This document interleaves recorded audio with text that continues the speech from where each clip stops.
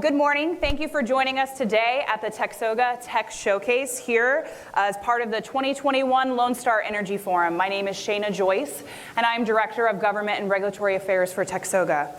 So today, we will hear from companies offering a variety of cutting-edge solutions and technologies available to the today's oil and natural gas industry that reduce emissions, provide operational efficiencies, and so much more.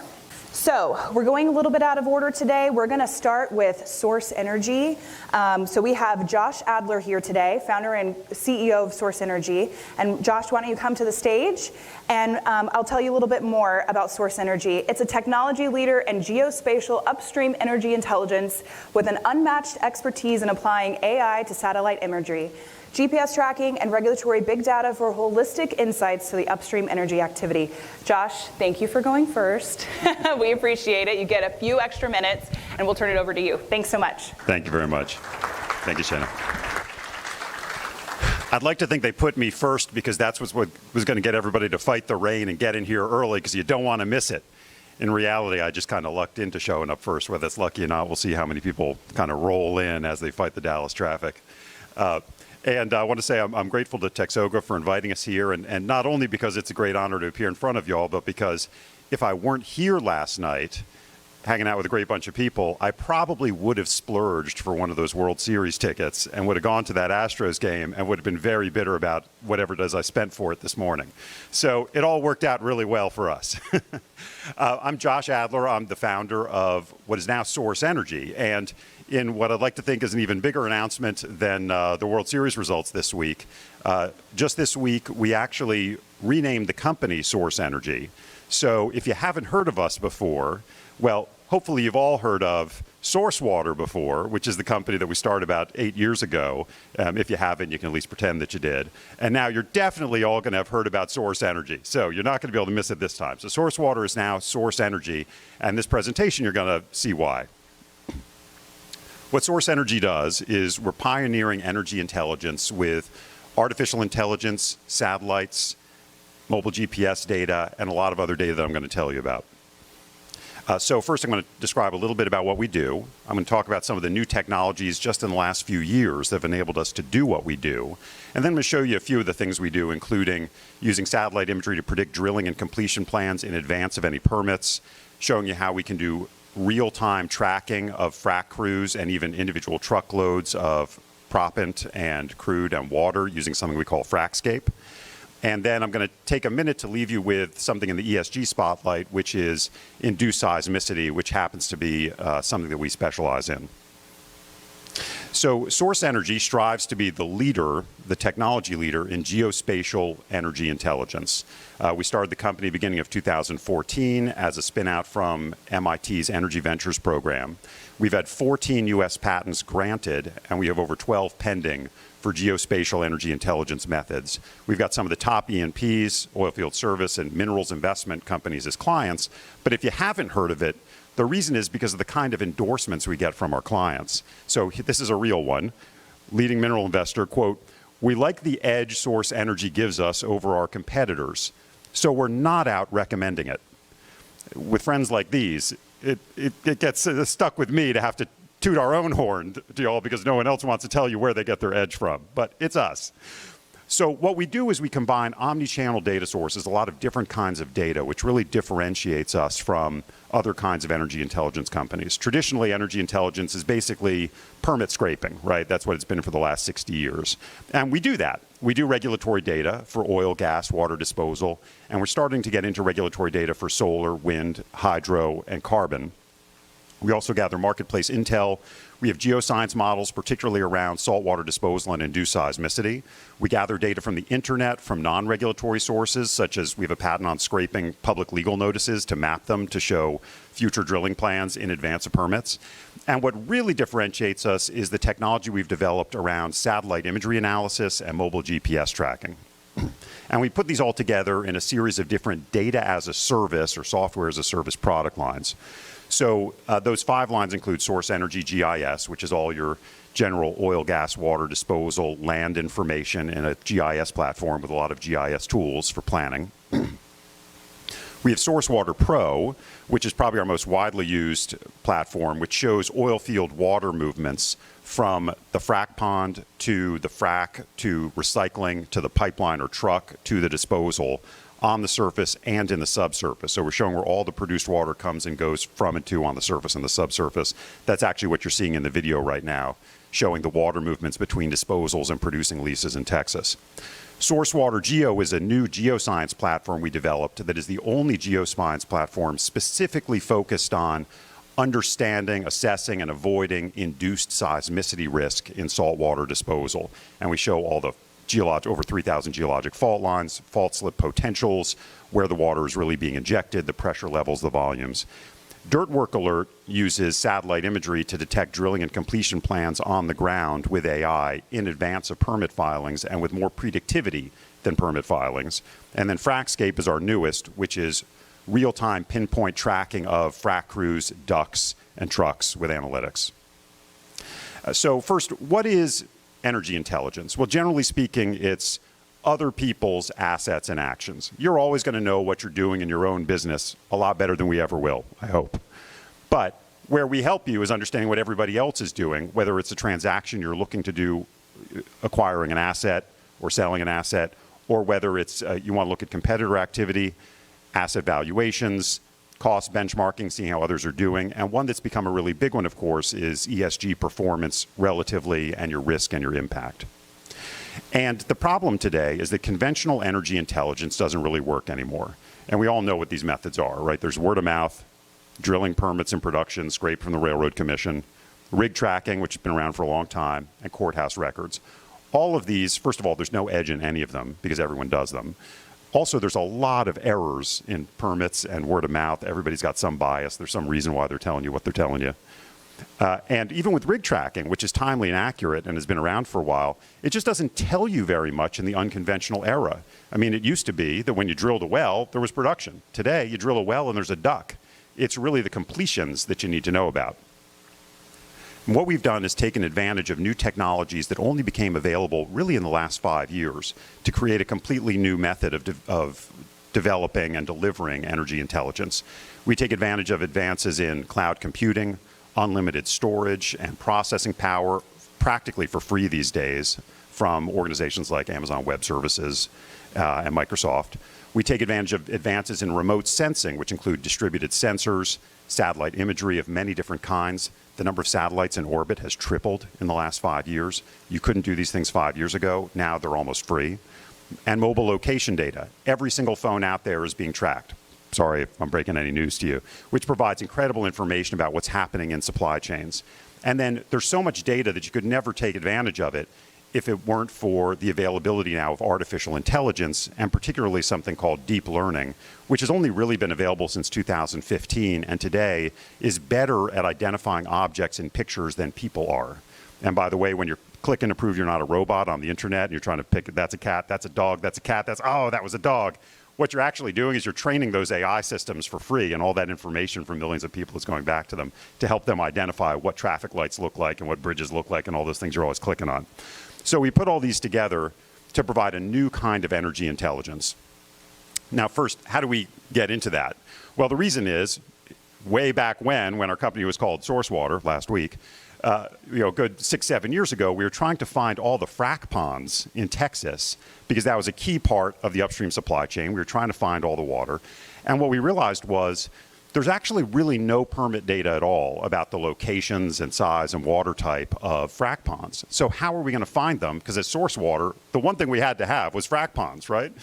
And what we realized was we might be able to see squares of water in the desert from space. And these types of satellites had just newly become available in 2016, 2017. And so we started building these deep learning systems to look at imagery like this and try to find those frac ponds on the ground. And we were looking at imagery exactly like this, and you see frac ponds showing up here. But what we also realized was there's a lot of interesting stuff that happens on the ground in the Permian Basin that never shows up in regulatory data, like frac ponds, like well pads, like lease roads, or that shows up so late, a year later or never, that it's just not that useful by the time it comes out, like frac crew locations, initial production, rig crew locations. And so we started building these systems using something called convolutional neural nets to understand what's happening in the satellite imagery and report that in our intelligence. And we found that we are able to identify these things pretty consistently. And we turned that into a product called DirtWork Alert that we launched kind of at an unfortunate time, I think in March of last year.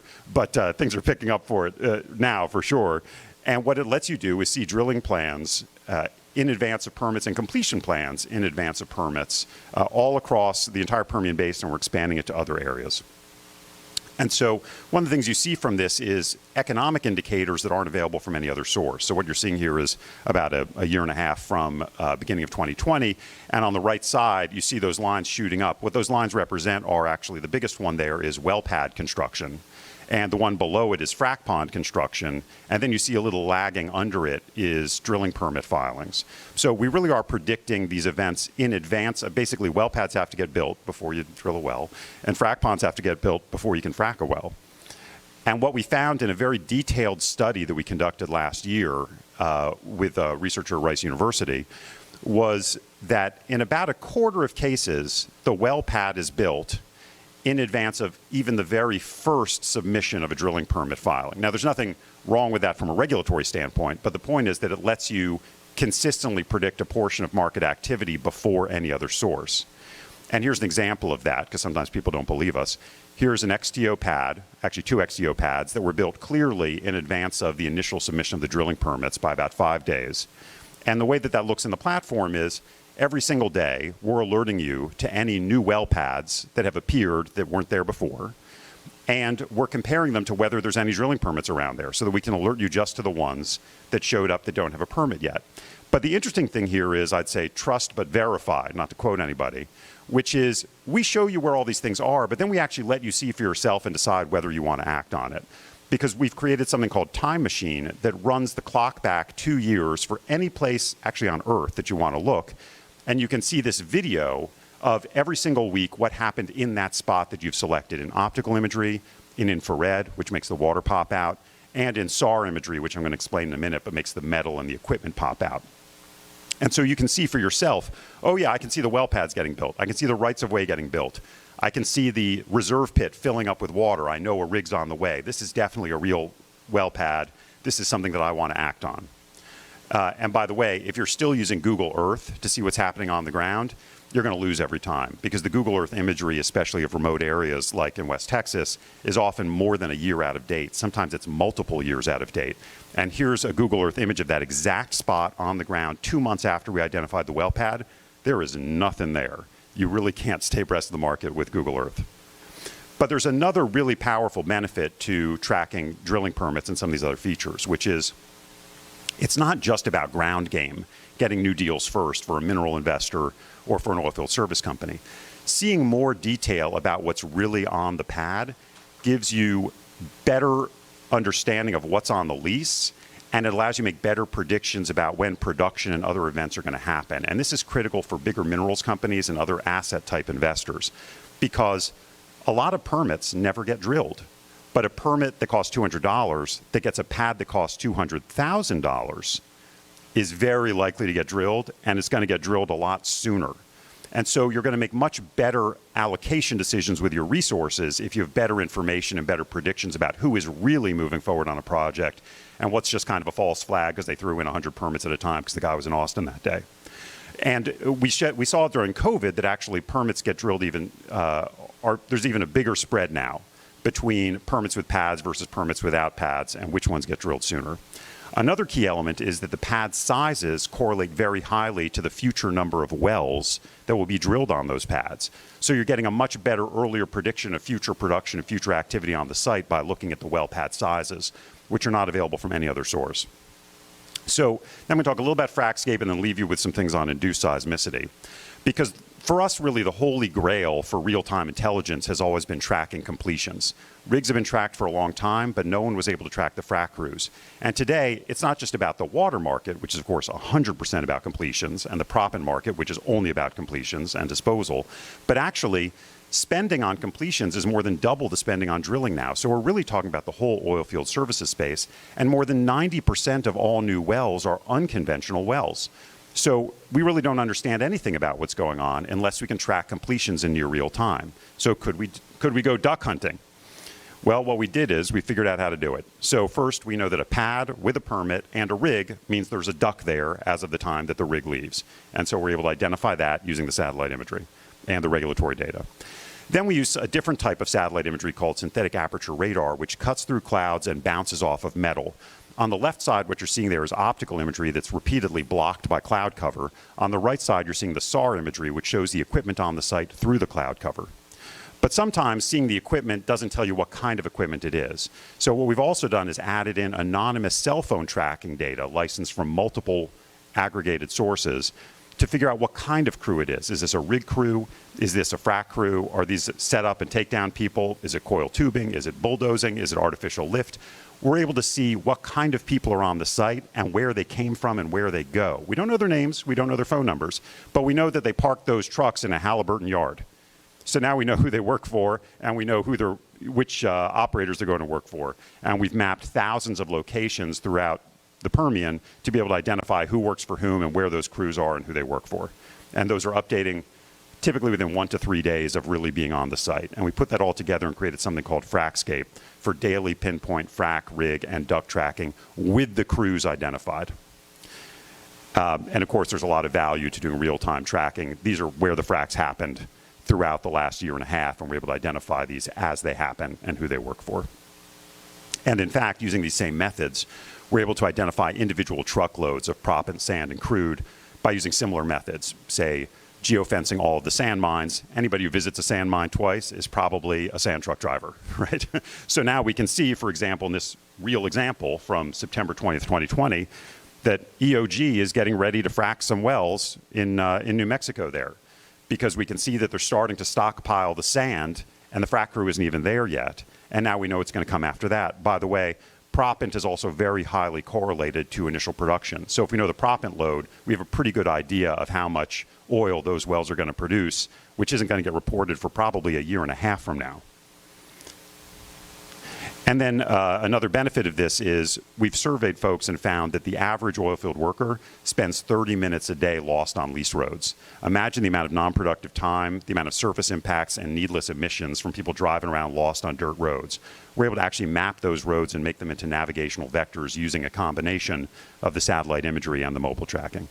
So the very last thing I'm going to talk about, because it's just such a hot topic, I couldn't leave it alone, is induced seismicity. So first, I would say we have a view that there's 6 key ESG metrics for upstream energy. You've got methane emissions, which is what everybody talks about all the time. You've got flaring. You've got water recycling, which we have a little bit of information about. You have surface transport impacts, emissions, and surface impacts generally. There's carbon capture and storage, which is its own thing that we'll talk about another time. But one of the biggies is induced seismicity risk. And if you haven't seen a chart like this, you need to. This is from the University of Texas, from TexNet, Center for Induced Seismicity Research, where our head of geoscience was one of the principal investigators, and we brought her over a couple years ago. This is cumulative earthquakes greater than 3.0 magnitude in West Texas shown on here. You see it's climbing up a wall. It's shooting up. And we saw similar things in Oklahoma a few years ago. Now it's happening in West Texas. And so what you see in our platform is we've heat mapped these events. We're getting them every single day. On the left side there, you're seeing earthquakes of greater than 2.0 magnitude, climbing up a wall there, shooting up. And for the first time ever, the Railroad Commission just 6 weeks ago started to take some action about this to try to tamp down volumes and pressures of disposal in what they're calling seismic response areas. They created one called Gardendale around Midland and Odessa. They just created a second one about a week ago around Culberson and Reeves. This is a really big deal for the industry because it's not just about cutting back the volumes going into disposal wells. If you can't get rid of that water, and remember in West Texas, especially the Delaware Basin, you're looking at 8 or 10 to 1 ratios of produced water to produced oil. You can't produce that oil if you can't get rid of the water, do something with it. And yes, there should be a lot more recycling, and that's one of the things that comes out of this. But even if we recycle, even if we only used 100% recycled water in every frac, we'd still probably have about 80% of the produced water that's got to go somewhere. And so it's become much more strategic about where can you and should you send that water. And you need to understand that risk, not just in your own assets, but throughout your supply chain for where is that induced seismicity risk where your water is going. And so the very last thing I'll show you is our platform Sourcewater Geo, where we're putting together daily seismic events, all the SRAs, We've mapped over 3,000 geologic fault lines in 3D in the Permian Basin, mostly with their fault slip potentials. We've got the injection pressures and volumes. We use the Railroad Commission algorithms to flag for seismic risk, and you're able to trace the water supply chain to see for every disposal which producing lease did the water come from. And that allows you to basically find and avoid induced seismicity risk that may be hidden in your supply chain. So I won't cover all these things, but needless to say, operators, oilfield service companies, investors and analysts, and especially mineral investors these days, can all get a lot of benefit from the kinds of intelligence that we're able to provide, and I look forward to talking to you about it. Thank you very much.